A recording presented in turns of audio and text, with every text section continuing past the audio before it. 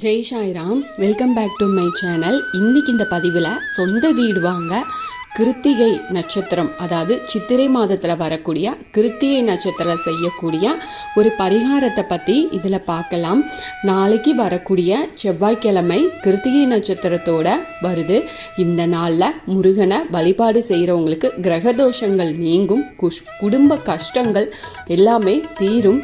அதுலேயும் அந்த வருடம் வந்திருக்கும் சித்திரை மாதம் கிருத்திகை செவ்வாய்க்கிழமையோட சேர்ந்து வந்திருக்கிறதுனால கடன் சம்பந்தப்பட்ட பிரச்சனைகள், நிலம் சம்பந்தப்பட்ட பிரச்சனைகள், வீடு எல்லாமே அந்த இருக்கிற பிரச்சனை எல்லாமே நிவர்த்தி செய்ய இந்த நாளில் முருகப்பெருமான கட்டாயம் நாம் வழிபாடு செய்யணும். அதுக்கான ஒரு எளிய பரிகாரத்தையும் நாம் இந்த பதிவில் பார்க்கலாம். என்னோட சேனலுக்கு தொடர்ந்து சப்போர்ட் பண்ணுங்கள், லைக் பண்ணுங்கள், ஷேர் பண்ணுங்கள், கமெண்ட் பண்ணுங்கள், மறக்காமல் சப்ஸ்கிரைப் பண்ணுங்கள், பெல் ஐக்கானை கிளிக் பண்ணுங்கள்.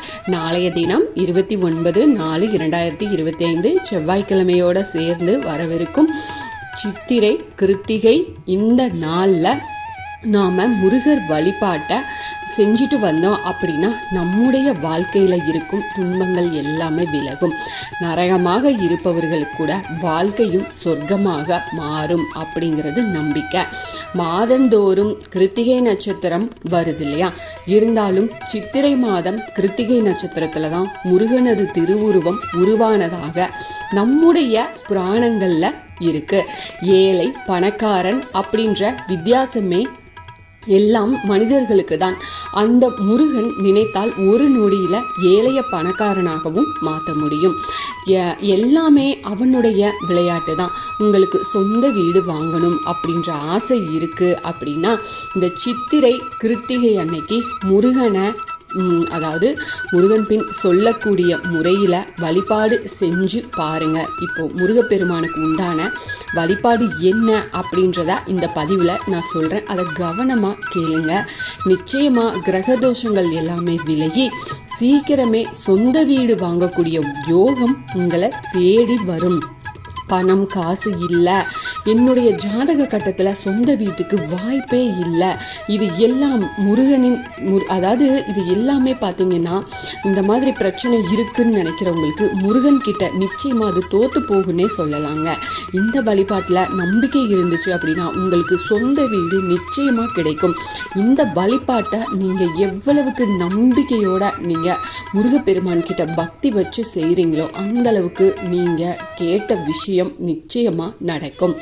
நாளை செவ்வாய்க்கிழமையோட இந்த சித்திரை கிருத்திகை வந்திருக்குது இல்லையா, சொந்த வீடு வாங்கணும் அப்படின்னு முருகனை மனமுருக வேண்டுங்க. 6 செம்பருத்தி இலைகளை எடுத்து வச்சுக்கோங்க. நல்லா ஞாபகம் வச்சுக்கோங்க, 6 செம்பருத்தி இலைகளை எடுத்து வச்சுக்கோங்க.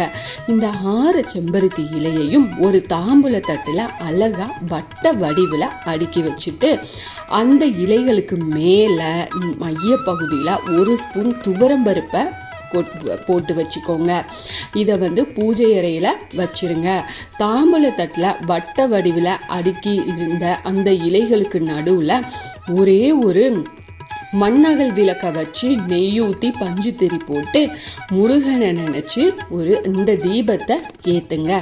அப்புறமா உங்களுடைய வேண்டுதலை முருகப்பெருமான் கிட்ட வச்சிருங்க. நிலம் வாங்கணும், வீடு வாங்கணும் அப்படின்னு உங்களுக்கு தேவையான வேண்டுதலை தாராளமாக முருகப்பெருமான் கிட்ட வைக்கலாம். இல்லை நிலம் சம்மந்தப்பட்ட பிரச்சனைகள், வீடு சம்மந்தப்பட்ட பிரச்சனை ஏதாவது இருக்குது அப்படின்னா அது சரியாகணும் அப்படின்னும் பிரார்த்தனை வச்சுக்கலாம். முருகப்பெருமானுக்கு 2 செம்பருத்தி பூக்களை கண்டிப்பாக வையுங்க. அது மிகவும் ரொம்ப விசேஷமான பலனை உங்களுக்கு கொடுக்கும். ஏன்னா சிவப்பு அப்படிங்கிறது செவ்வாய் சிவப்பு நிற செம்பருத்தி பூ முருகருக்கு உகந்தது. செவ்வாய்க்கிழமையோடு சேர்ந்து வந்திருக்கும் இந்த கிருத்திகை நாளில் முருகருக்கு 2 செம்பருத்தி பூ வச்சோம் அப்படின்னா அவ்வளவு நன்மை நமக்கு நடக்கும். வழிபாட்டை முடிச்சுட்டு முருகருக்கு உகந்த சொந்த வீடு கட்ட திருப்புகள் இருக்குது இல்லையா, இப்போது நம்ம திருப்புகள் யூடியூப்லேயோ இல்லை கூகுள்லேயோ சர்ச் பண்ணிங்க அப்படின்னா உங்களுக்கு கண்டிப்பாக இந்த பாடல் கிடைக்கும். அதாவது சொந்த வீடு வாங்குறதுக்கான உண்டான பதிகம் என்ன அப்படின்னு பார்த்தீங்கன்னா அண்டர்பதி குடியேற மண்டசுரர் உருமாற அப்படின்னு இந்த ஒரு திருப்புகழ் பாடல் வரும்.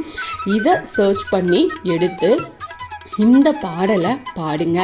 அருணகிரிநாதர் அவர்களால் நமக்கு கொடுக்கப்பட்டுள்ள இந்த சிறுவாபுரி முருகன் அருளை பெற்ற திருப்புகழ் பாடல் வரிகளை செவ்வாய்க்கிழமையோடு சேர்ந்து வரும் கிருத்திகை தினத்துல தவறாம படிங்க. வழக்கம் போல ஒரு நெய்வேத்தியம் முருகப்பெருமானுக்கு வச்சு தீப தூப கற்பூர ஆராதனை காட்டிட்டு வழிபாட்டை நிறைவு செஞ்சுக்கோங்க. அந்த தட்டில் வச்சிருக்கும் துவரம்பருப்பை என்ன செய்யறது, அந்த துவரம்பருப்பை எல்லாம் சேகரித்து காக்கை குருவிகளுக்கு இரையாக போட்டுருங்க. அந்த செம்பருத்தி இலையில வாடிரும் இல்லையா, அதுக்கப்புறமா எடுத்து கால்படாத இடத்துல போற்றலாம். இவ்வளவுதான். இந்த செம்பருத்தி பூ இலை உற்று நோக்கும்போது அதில் வேல் போன்ற உருவம் நமக்கு தெரியும். இந்த இலைய முருகருக்கு சமர்ப்பணம் செஞ்சு வேண்டுதல் வச்சோம் அப்படின்னா நம்முடைய வேண்டுதல் சீக்கிரமா நிறைவேறும் அப்படிங்கிறது ஒரு நம்பிக்கை.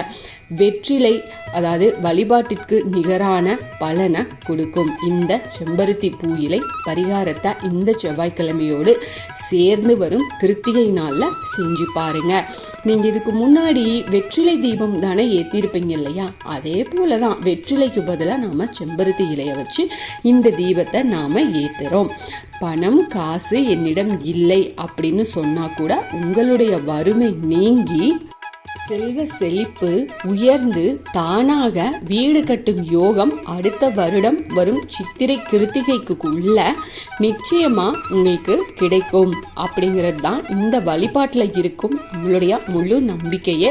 அந்த வழிபாட்டோட பலனும் அதுதான். முழு நம்பிக்கையோட செய்யுங்க. முருகர் உங்கள் பிரச்சனையை தீர்த்து வைப்பாரு.